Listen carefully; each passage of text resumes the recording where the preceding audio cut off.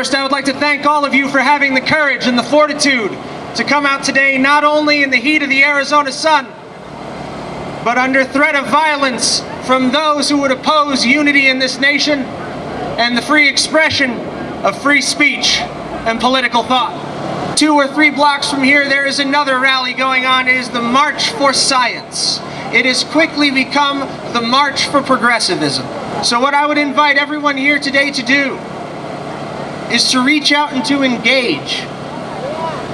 Hold your ground for your philosophies, for your principles, but engage nonetheless, because the moment the conversation stops, so do our freedoms.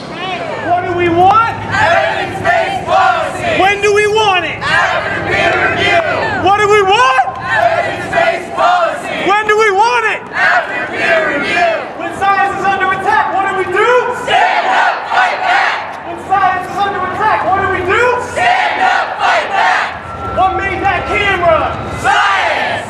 What made all these cars we drive? Science! What made this parking lot? Science! What made the convention center? Science! We need to unite all conservatives, all Trump supporters, all people who love this country, who love our Constitution, and who love what we stand for.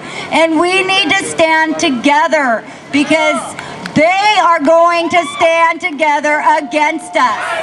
Albert! Einstein! Albert! Einstein! E equals what? MC squared! E equals what? MC squared! Science, not silence! Science, not silence! Science, not silence! We are celebrating the United States, the great United States of America, Arizona, our law enforcement, and of course, our amazing President Donald Trump.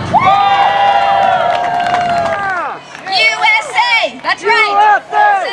USA! USA! USA!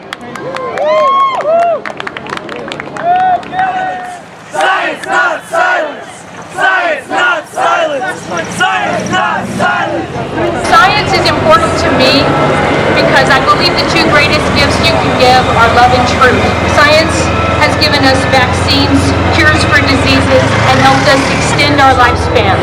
Science has given us the tools to forecast our weather so that we can produce more abundant crops. Science has also proven to us that inside we are all the same. Science has given us a platform to maintain and sustain our planet, our environment for our future generations. We live in a desert here, and therefore water is our #1 environmental issue. I have personally worked on Superfund sites. I remediated soil and groundwater. I've seen firsthand what pollution and contamination can do to our earth, and I know how hard it is to clean it up. We cannot ignore environmental issues. Have we forgotten Silent Spring? Rachel Carson passed away in the 1960s, but her book helped jumpstart the environmental revolution in the 70s and 80s that promulgated many of the laws that still protect us today. Proposed cuts to the EPA will likely reduce the amount of local funding that we have in our regulatory agencies to improve our air quality and to keep our water clean. So how can this possibly be a partisan issue? We all need clean air, we all need clean water, we all need to be able to rely on the fact that the foods we consume are free of pollution. The bottom line is that science is a beneficial cause and a necessity for humanity. I would say nearly all of you would probably agree politics don't belong in science. But the unfortunate truth is, at this point, we can't avoid it because politicians have waged war on science. They all know what's happening at the federal level with the EPA and climate science denial. Well, the same thing has been happening in Arizona for years. Recently, there was an academic freedom bill which would have allowed teachers to teach evolution as unsettled controversy. We currently have the sitting state senator, Sylvia Allen, who justified a vote for drilling for uranium near the Grand Canyon by saying that the Earth is 6,000 years old. And lastly, and most odiously, a few years ago, the Gilbert School Board literally ripped pages out of a biology textbook because they did not agree with this. Politicians have waged war on science, and it's time for us to fight back. Time for change is now. We can no longer sit on the sidelines, and you cannot need to be that change. Science and scientific inquiry belong to everybody. That's what these gatherings and marches across the country are. A reminder that, simply put, science is needed and science is good. The key to solving the complex problems facing us now and in the future rely on the steadfast dedication and commitment to scientific pursuit. And we further believe that the dismissal of inconvenient facts must end. Science is not intrinsically political. It shouldn't belong to any party or dismissed by any party when the results are not in line with the political agenda. Science is not the enemy of economic prosperity. It does not seek to destroy industry. Science is not the enemy of religion and faith. It's important for those of us who support science and scientific discovery to remember these things as well. Science is not something we have sole ownership of. It belongs to everyone. Science and scientists cannot and should not work in isolation and be dismissive of those who question the authenticity of science. Instead, we must be open to debate, not argument, and urge skeptics or those who aim to minimize science to rhetoric to engage and discuss. We can only do so if we too are open to such a dialogue. Diversity is about optimizing our ability to solve complex problems. This is not PC rhetoric or about doing the right thing. It's about building the strongest, most innovative scientific workforce possible. We have an opportunity here today, moving forward, to not only bring attention to the impact and importance of science in our lives, but to improve the scientific community. And I urge you to encourage skeptics to engage. I urge you to listen and discuss. And I urge you to welcome debate. Science and science education should not be a privilege, but a right. And let's make sure that every aspiring scientist has the opportunity to make the world a better place, one scientist at a time. Science is part of everyday life. From our earliest moments as babies, as children, we're naturally curious. We're reaching out, dropping stuff to see what happens, using trial and error. We observe, we experiment, we use evidence-based reasoning to deal with the world around us. We call this reverence for evidence. Government support for science is absolutely critical. We need two things. One is science for policy, and the other is we need policy for science. In a complex world, science is more often than not needed to optimize government policies, whether it's sound environmental regulations or optimizing social programs or having an effective military. Science is needed by government officials to make good policy, good decisions. There also needs to be good policy for science to make the best investments in research that drive innovation, ultimately create jobs and prosperity. But I also see some disconnects. Much of science has grown larger than the human scale. In earlier times, people might do science experiments in chemicals in their kitchens or in telescopes in their backyard.